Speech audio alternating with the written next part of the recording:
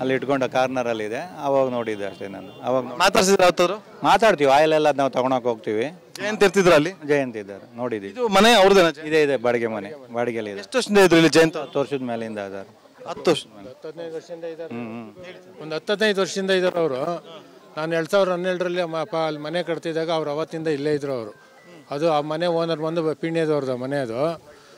ಅವರು ಅಂಥ ಅವ್ರ ಮಿಸ್ಸಸ್ ಮತ್ತು 2 ಮಕ್ಕಳು, ಒಂದು ಗಂಡು ಮಗು ಒಂದು ಹೆಣ್ಮಗು. ಅವ್ರೇನು ಅಂಥ ಇದೇನಿರಲಿಲ್ಲ, ಅವ್ರ ಪಾಡಿಗೆ ಅವ್ರು ಕೆಲಸ ಮಾಡ್ಕೊಂಡು ಮನೆಗಿದ್ರು. ಇದಕ್ಕೆ ಹೋದ್ರು ಅಂತ ನಮಗೆ ಈ ಟಿ ವಿಲೆಲ್ಲ ನೋಡಿದ್ಮೇಲೆ ನಮಗೆ ಆಶ್ಚರ್ಯ ಆಯಿತು. ಏನು ಈ ಥರಕ್ಕೆಲ್ಲ ಇವನೇ ಅಪ್ಪ ಹೋಗಿ ಸಿಗಾಕೊಂಬಿಟ್ಟ ಈ ಮನುಷ್ಯ. ಅವನು ಏನೋ ಹೊಟ್ಟೆ ಪಾಡಿಗೆ ಏನೋ ಕೆಲಸ ಮಾಡ್ಕೊಂಡು ಏನೋ ಆಯಿಲ್ ಅಂಗಡಿ ಇಟ್ಕೊಂಡು ಏನೋ ಮಾಡ್ತಾಯಿದ್ದ. ಇವ್ನಿಗೆ ಯಾಕೆ ಬೇಕಾಗಿತ್ತು ಇವೆಲ್ಲ? ಗೊತ್ತಿದೆ ಅಂತ ಮಾಡಬೇಕು, ಗೊತ್ತಿಲ್ಲದಿದ್ದೆಲ್ಲ ಹೋಗ್ಬಿಟ್ಟು ಮೈ ಮೇಲೆ ಎಳ್ಕೊಂಡು ಯಾಕೆ ಈ ಕೆಲಸಗಳೆಲ್ಲ ಮಾಡಬೇಕು ಅಂತ ಟಿ ವಿಲೆಲ್ಲ ನೋಡ್ಕೊಂಡು ನಾವು ಮನೇಲಿ ಮಾತಾಡ್ಕೊತ ಇದ್ದೋ. ಪಾಪ ಅಮ್ಮ ಕೆಲ್ಸಕ್ಕೆ ಹೋಗುತ್ತದೆ, ಯಾವುದೋ ಒಂದು ಆಸ್ಪತ್ರೆಗೆ ಕೆಲ್ಸಕ್ಕೆ ಹೋಗುತ್ತೆ ಅವ್ರ ಮಿಸ್ಸಸ್ಸು. ಮಕ್ಕಳೆಲ್ಲ ಸ್ಕೂಲ್ಗಳಿಗೆ ಹೋಗ್ತಾರೆ. ಒಂದು ಆಯಿಲ್ ಅಂಗಡಿ ರೀಸೆಂಟಾಗಿ ಮಾಡ್ಕೊಂಡ್ರು ಅವರು ಇಲ್ಲಿ ಓನಾಗಿ ಬಾಡಿಗೆ ತೊಗೊಂಡು ಮಾಡ್ಕೊಂಡು. ನಾವು ಗಾಣಕ್ಕೆಲ್ಲ ಅಲ್ಲಿ ಓದ್ತಾ ಇದ್ದೋ. ಅವನೇ ಒಂದು ಸಂಘ ಮಾಡ್ಕೊಂಡು ಇದೆಲ್ಲ ಮಾಡ್ತಾಯಿದ್ದ. ಈ ಧರ್ಮಸ್ಥಳದ ಯಾವಾಗ ಈ ಟಿ ವಿಲೆಲ್ಲ ಬರೋಕ್ಕೆ ಮಾತ್ರ ಇವನು ಅಲ್ಲಿ ಮಾತಾಡ್ತಿದ್ದ ನಮ್ಗೆ ಗೊತ್ತಾಯಿತು.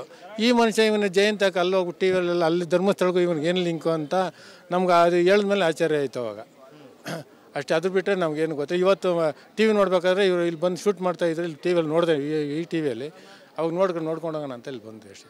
ಯಾರು ಇರ್ತೀರ ಮನೇಲಿ ಅಲ್ಲಿ? ಅವ್ರ ಮನೇಲಿ ಬಂದು ಅವರು ಮತ್ತು ಅವ್ರ ಮಿಸ್ಸಸ್ 2 ಮಕ್ಕಳೇ ಇರ್ತಾಯಿದ್ವಿ, ಬೇರೆ ಯಾರೂ ಇಲ್ಲ. ಈಗಲೂ ಮಿಸಸ್ ಮನೇಲೇ ಇದ್ರ? ಹೌದು, ಮನೆಗೆ ಇರ್ತಾರೆ, ಮನೆಗೆ ಇರೋದು, ಎಲ್ಲೂ ಹೋಗಲ್ಲ. ಡ್ಯೂಟಿಗೆ ಹೋಗ್ತಾರೆ, ಸಾಯಂಕಾಲ ಬರ್ತಾರೆ, ಅಂಗಡಿಗೆ ಹೋಗ್ತಾರೆ ಅವರು. ಅವ್ರು ಡ್ಯೂಟಿಗೆ ಅಂತ ಡೈಲಿ ಹೋಗ್ತಾರೆ ಅವರು. ಸಾಯಂಕಾಲ ಬಂದ್ಬಿಟ್ಟು ತಿರ್ಗಿ ಮತ್ತೆ ಅಂಗಡಿಯಲ್ಲಿ ಇರ್ತಾರೆ, ಅಂಗಡಿ ನೋಡ್ಕೊತಾರೆ. ಹೌದು. ಏನು ಅನ್ನಿಸ್ತು ಸರ್ ಇದೆಲ್ಲ ನೋಡಿದಾಗ ನಿಮಗೆ? ಎಲ್ಲ ಬೇಕು ಅಂತಲೇ ಮಾಡ್ತಾ ಇರೋದೆಲ್ಲ, ಹಿಂದುತ್ವ ಹಾಳು ಮಾಡೋಕ್ಕೋಸ್ಕರ ಬೇಕು ಅಂತ ಮಾಡ್ತಾ ಇದ್ದಾರೆ. ಅವ್ರನ್ನ ಖಂಡಿತ ಅವ್ರದ್ದು ಶಿಕ್ಷೆ ಆಗಲೇಬೇಕು. ನಮ್ಮ ದೇಶ ಉಳಿಬೇಕು, ಹಿಂದುತ್ವ ಉಳಿಬೇಕು ಅಂದರೆ ಅವರಿಗೆ ಕಠಿಣ ಶಿಕ್ಷೆ ಆಗಬೇಕು. ಧರ್ಮಸ್ಥಳ ಉಳಿಬೇಕು, ಧರ್ಮಸ್ಥಳ ಉಳಿಬೇಕು, ರಕ್ಷಣೆ ಮಾಡಬೇಕು ಧರ್ಮಸ್ಥಳ. ಅಷ್ಟೇ ಬರ್ತಾ ಇದೆಯಲ್ಲ, ಈಗ ಒಂದು ವಾರದಿಂದ ಬರ್ತಾ ಇದೆಯಲ್ಲ, ಇದೆಲ್ಲ ಬುರುಡೆ ಪುರಾಣ ಅಂತ. ಹಾಗೆ ಇದು ಬುರುಡೆ ಪುರಾಣನೇ ಧರ್ಮಸ್ಥಳ ಕ್ಷೇತ್ರವನ್ನು ಹಾಳು ಮಾಡಬೇಕು ಅಂತ ಈ ಎಲ್ಲ ಬೇರೆ ರಾಜಕೀಯ ಪಕ್ಷಗಳಿರ್ಬೋದು ಅಥವಾ ಬೇರೆ ಜನತಾಣದ ಬೇರೆ ಯಾರೋ ಇರ್ಬೋದು, ಇದರಿಂದ ಯಾರಿದ್ದಾರೆ ಅಂತ ಗೊತ್ತಿಲ್ಲ ನಮಗೆ. ಒಟ್ಟಿನಲ್ಲಿ ಇವೆಲ್ಲ ಅದೇ ರಾಜಕೀಯ ದುರುದ್ದೇಶನೋ ಅಥವಾ ಇನ್ಯಾವುದೋ ಗೊತ್ತಿಲ್ಲ. ಷಡ್ಯಂತ್ರ ಮಾಡಿದ್ರೆ ಅಂತ ಅನ್ನಿಸ್ತಾ ಇದೆಯಾ ಇದನ್ನ? ಷಡ್ಯಂತ್ರ ಅಲ್ಲ, ಹಂಗೆ ಅನ್ನಿಸ್ತಾ ಇದೆ. ಇದು ಷಡ್ಯಂತ್ರನೇ ಅದೇ ಥರ ಕಾಣಿಸ್ತಾ ಇರೋದು. ಇದು ಯಾಕಿರ್ಬೋದು? ಏನು ಅನಿಸುತ್ತೆ ಗೊತ್ತಿಲ್ಲ ಸರ್, ಅದೇ ಗೊತ್ತಿಲ್ಲ. ಒಡೆಯೋಕ್ಕೆ ಹಿಂದೂ ಧರ್ಮವನ್ನು ಒಡೆಯೋದಕ್ಕೆ, ಹಿಂದೂ ಧರ್ಮವನ್ನು ಹಿಂದೂಗಳನ್ನೇ ಕಂಪ್ಲೀಟ್ ನಾಶ ಆಗಬೇಕು. ಅವ್ರು ಹೇಳ್ತಾರೆ ನಾವು ಹಿಂದೂ ಹೆಣ್ಣು ಮಕ್ಕಳ ವಿಚಾರವಾಗಿ ನ್ಯಾಯ ಕೊಡಿಸೋದಕ್ಕೆ ಹೋರಾಟ ಮಾಡ್ತಿರೋದು ಅಂತ ಮಟ್ಟಣ್ಣವ್ರು ಹೇಳ್ತಾರೆ, ಜಯಂತ್ ಹೇಳ್ತಾರೆ. ಮಾಡಿರೋದು ನೋಡಿದಾರ? ಯಾವುದೋ ಒಂದು ಹೆಣ ಅಲ್ಲಿ ನದಿಗೆ ಬಿದ್ದು ಸಾಯ್ತು, ಅದನ್ನು ತಗೊಂಡು ಊತಿದ್ದೀವಿ ಅಂತ ಅಲ್ಲಿ ಹೇಳ್ತಾರೆ. ಎಲ್ಲ ಪೊಲೀಸ್ ಕೇಸ್ ಆಗಿರೋದು ಎಲ್ಲ ಮಾಡ್ತಾರೆ. ಇವರು 600-700 ಹೆಣ ಊತಿದ್ದೀವಿ ಅಂತ ಹೇಳ್ತಾನೆ. ಅವಾಗೇನು ಮಾಡ್ತಿದ್ದಿ? ಹೆಣ ಓಡೋದಾಗ ಅಷ್ಟೊಂದು ಏನು ಮಾಡ್ತಿದ್ದ ಅವನು? ಹೇಳ್ಬೇಕಾಯ್ತು ಅವಾಗಲೇ. ಏನು ಸುಮ್ಮನೆ 600-700 ಹೆಣ ಅಂದರೆ ಸುಮ್ಮನೆನಾ? ಅವಾಗೆಲ್ಲ ಎಲ್ಲಿ ಸಿಗ್ತವೆ? ಅವಾಗ ಹೇಳ್ಬೇಕಾಯ್ತು. ಇವಾಗ ಯಾಕೆ ಬಂತದು? ಇಷ್ಟೊಂದೆಲ್ಲ ಮಾಡೋರು ಅವರು ಮುಸುಕುದಾರಿ ಬಂದ್ರಲ್ಲ ಅವರು, ಫಸ್ಟ್ ಅವನೊಬ್ಬರನ್ನೇ ತನಿಖೆ ಮಾಡಿಬಿಟ್ಟಿದ್ರೆ ಇದೆಲ್ಲ ಇಷ್ಟೆಲ್ಲ ಖರ್ಚು ಸರ್ಕಾರಕ್ಕೆ ಆಗ್ತಿರ್ಲಿಲ್ಲ. ಅವನೊಬ್ಬರನ್ನೇ ತನಿಖೆ ಮಾಡಿ ನಿನ್ಗೆ ಯಾರು ಹೇಳಿರು, ನೀನು ಎಲ್ಲಿ ನೋಡಿದೆ ಏನು ಅಂತ ಹೇಳಿದರೆ ಅವ್ನು ಹೇಳಿದ ಗುಂಡಿನೆಲ್ಲ ಅಗದ್ಬಿಟ್ರಿ. ಸರ್ ಏನು ಗೊತ್ತಾ, ಆತ ಕೋರ್ಟ್ಗೆ ಹೋಗ್ತಾನೆ, ಕೋರ್ಟ್ ಆದೇಶದಂತೆ ಅವರು ಮಾಡಲೇಬೇಕು. SIT ಮಾಡಿ ಸರ್ಕಾರ ಕಾನೂನಿಗೆ ಎಲ್ಲರೂ ಕೂಡ ತಲೆ ಬಾಗಲೇಬೇಕು. ನಾವು ಪೇಪರ್ ಈ 35 ವರ್ಷದಿಂದ ಪೇಪರ್ ನೋಡ್ತೀವಿ. ಪೇಪರಲ್ಲಿ ಬರೀ ಈ ಧರ್ಮಸ್ಥಳದೇ ನೋಡ್ತೀವಿ ನಾವು. ಏನೇನು ನಡೀತಾ ಇದೆ, ಏನೇನು ಅನೌನ್ಸ್ಮೆಂಟ್ ಕೊಡ್ತಾವ್ರೆ, ಸರ್ಕಾರ ಏನು ಮಾಡ್ತಿದೆ, ಪಬ್ಲಿಕ್ ಏನು ಮಾಡ್ತಾಯಿದೆ, ಬೇರೆ ಪ್ರೈವೇಟ್ನವ್ರು ಏನು ಮಾಡ್ತಾರೆ, ಹಿಂದೂ ಧರ್ಮ ಏನು ಮಾಡ್ತೈತೆ. ಇದು ಹಿಂದೂ ಧರ್ಮನ ಒಡೆಯೋದಕ್ಕೋಸ್ಕರನೇ, ಹಿಂದೂ ಧರ್ಮವನ್ನು ಹಾಳು ಮಾಡೋಕ್ಕೋಸ್ಕರನೇ ಈ ಕೆಲಸ ಮಾಡ್ತಾವ್ರೆ. ಬೇರೆ ದುರುದ್ದೇಶ ಇನ್ನೇನಿಲ್ಲ ಅಷ್ಟೇ. ಮತ್ತು ರಾಜಕೀಯ ಶಕ್ತಿಗಳು, ಬೇರೆ ಶಕ್ತಿಗಳು ಈ ಶಕ್ತಿಯನ್ನು, ಬೇರೆ ಶಕ್ತಿಯನ್ನು, ಇದು ಇನ್ನೊಂದು ಇರ್ಬೋದು, ಕಮ್ಯುನಿಸ್ಟ್ ಇರ್ಬೋದು, ಇವರು ಇರ್ಬೋದು, ಅವರು ಇರ್ಬೋದು, BJP ಇರ್ಬೋದು, ಅವರು ಇವ್ರನ್ನ ಈ ಪಕ್ಷವನ್ನು ಡ್ಯಾಮೇಜ್ ಮಾಡೋಕ್ಕೋಸ್ಕರ ಈ ಥರ ಮಾಡ್ತಾರೆ. ಅಲ್ಲಿ ಇಟ್ಕೊಂಡ ಕಾರ್ನರಲ್ಲಿದೆ, ಅವಾಗ ನೋಡಿದ್ದೆ ಅಷ್ಟೇ ನಾನು. ಅವಾಗ ಮಾತಾಡ್ಸಿದ್ರೆ ಯಾವತ್ತಾದ್ರು? ಮಾತಾಡ್ತೀವಿ, ಆಯಿಲ್ ಎಲ್ಲ ನಾವು ತಗೊಳಕ್ ಹೋಗ್ತೀವಿ. ಜಯಂತ್ ಇರ್ತಿದ್ರ ಅಲ್ಲಿ? ಜಯಂತ್ ಇದ್ದಾರೆ, ನೋಡಿದ್ದೀವಿ. ಇದು ಮನೆ ಅವ್ರದ್ದೇನ? ಇದೆ ಬಾಡಿಗೆ ಮನೆ, ಬಾಡಿಗೆಲಿ ಇದೆ. ಎಷ್ಟು ವರ್ಷದಿಂದ ಇದ್ರು ಇಲ್ಲಿ ಜಯಂತ್? 10 ವರ್ಷದ ಮೇಲಿಂದ ಇದ್ದಾರೆ. 10 ವರ್ಷ? 15 ವರ್ಷದಿಂದ ಇದ್ದಾರೆ. ಒಂದು 15 ವರ್ಷದಿಂದ ಇದ್ದಾರೆ ಅವರು. ನಾನು 2012ರಲ್ಲಿ ಅಲ್ಲಿ ಮನೆ ಕಟ್ತಿದ್ದಾಗ ಅವ್ರು ಅವತ್ತಿಂದ ಇಲ್ಲೇ ಇದ್ರು ಅವರು. ಅದು ಆ ಮನೆ ಓನರ್ ಬಂದು ಪಿಣ್ಯದವ್ರದ್ದು ಮನೆ ಅದು. ಅವರು ಅಂಥ ಅವ್ರ ಮಿಸ್ಸಸ್ ಮತ್ತು 2 ಮಕ್ಕಳು, ಒಂದು ಗಂಡು ಮಗು ಒಂದು ಹೆಣ್ಮಗು. ಅವ್ರೇನು ಅಂಥ ಇದೇನಿರಲಿಲ್ಲ, ಅವ್ರ ಪಾಡ್ಗೆ ಅವ್ರು ಕೆಲಸ ಮಾಡ್ಕೊಂಡು ಮನೆಗಿದ್ರು.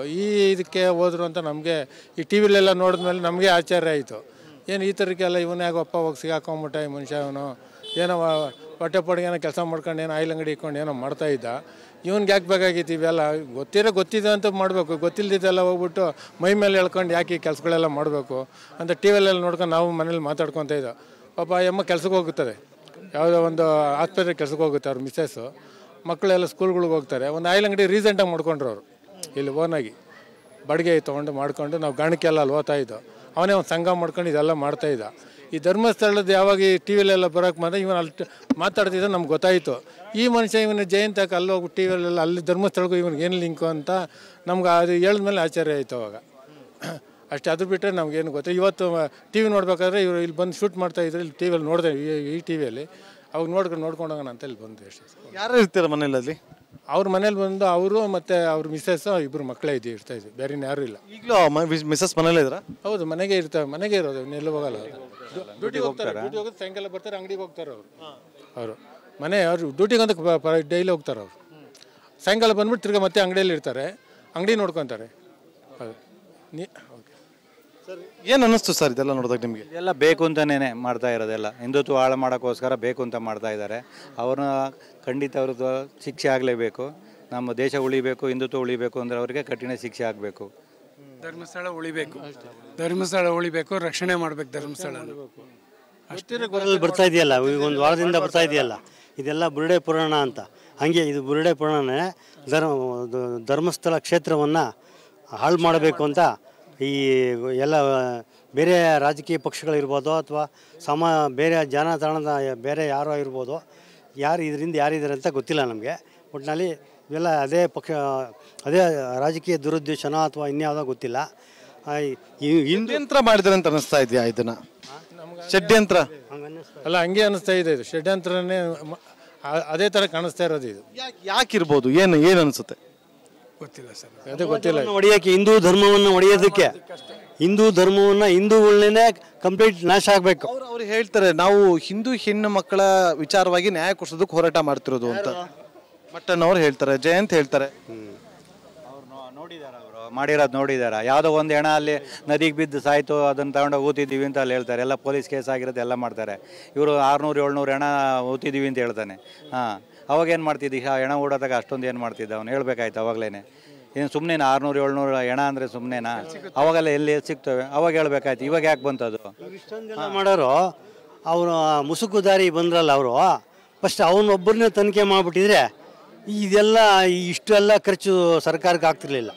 ಅವನೊಬ್ಬರನ್ನ ತನಿಖೆ ಮಾಡಿ ನಿನ್ಗೆ ಯಾರು ಹೇಳಿರು, ನೀನು ಎಲ್ಲಿ ನೋಡಿದೆ ಏನು ಅಂತ ಹೇಳಿದರೆ ಅವ್ನು ಹೇಳಿದ ಗುಂಡಿನೆಲ್ಲ ಅಗದ್ಬಿಟ್ರಿ. ಸರ್ ಏನು ಗೊತ್ತಾ, ಆತ ಕೋರ್ಟ್ಗೆ ಹೋಗ್ತಾನೆ. ಕೋರ್ಟ್ ಆದೇಶದಂತೆ ಅವರು ಮಾಡಲೇಬೇಕು. SIT ಮಾಡಿ ಸರ್ಕಾರ ಕಾನೂನಿಗೆ ಎಲ್ಲರೂ ಕೂಡ ತಲೆ ಬಾಗಲೇಬೇಕು. ನಾವು ಪೇಪರ್ ಈ 35 ವರ್ಷದಿಂದ ಪೇಪರ್ ನೋಡ್ತೀವಿ. ಪೇಪರಲ್ಲಿ ಬರೀ ಧರ್ಮಸ್ಥಳದೇ ನೋಡ್ತೀವಿ ನಾವು. ಏನೇನು ನಡೀತಾ ಇದೆ, ಏನೇನು ಅನೌನ್ಸ್ಮೆಂಟ್ ಕೊಡ್ತಾವ್ರೆ, ಸರ್ಕಾರ ಏನು ಮಾಡ್ತಿದೆ, ಪಬ್ಲಿಕ್ ಏನು ಮಾಡ್ತಾಯಿದೆ, ಬೇರೆ ಪ್ರೈವೇಟ್ ಏನು ಮಾಡ್ತಾರೆ, ಹಿಂದೂ ಧರ್ಮ ಏನು ಮಾಡ್ತೈತೆ. ಇದು ಹಿಂದೂ ಧರ್ಮವನ್ನು ಒಡೆಯೋದಕ್ಕೋಸ್ಕರನೇ, ಹಿಂದೂ ಧರ್ಮವನ್ನು ಹಾಳು ಮಾಡೋಕ್ಕೋಸ್ಕರನೇ ಈ ಕೆಲಸ ಮಾಡ್ತಾವ್ರೆ. ಬೇರೆ ದುರುದ್ದೇಶ ಇನ್ನೇನಿಲ್ಲ ಅಷ್ಟೇ. ಮತ್ತು ರಾಜಕೀಯ ಶಕ್ತಿಗಳು, ಬೇರೆ ಶಕ್ತಿಗಳು ಈ ಶಕ್ತಿಯನ್ನು, ಬೇರೆ ಶಕ್ತಿಯನ್ನು, ಇದು ಇನ್ನೊಂದು ಇರ್ಬೋದು, ಕಮ್ಯುನಿಸ್ಟ್ ಇರ್ಬೋದು, ಇವರು ಇರ್ಬೋದು, ಅವರು ಇರ್ಬೋದು, BJP ಇರ್ಬೋದು, ಅವರು ಇವ್ರನ್ನ ಈ ಪಕ್ಷವನ್ನು ಡ್ಯಾಮೇಜ್ ಮಾಡೋಕ್ಕೋಸ್ಕರ ಈ ಥರ ಮಾಡ್ತಾರೆ.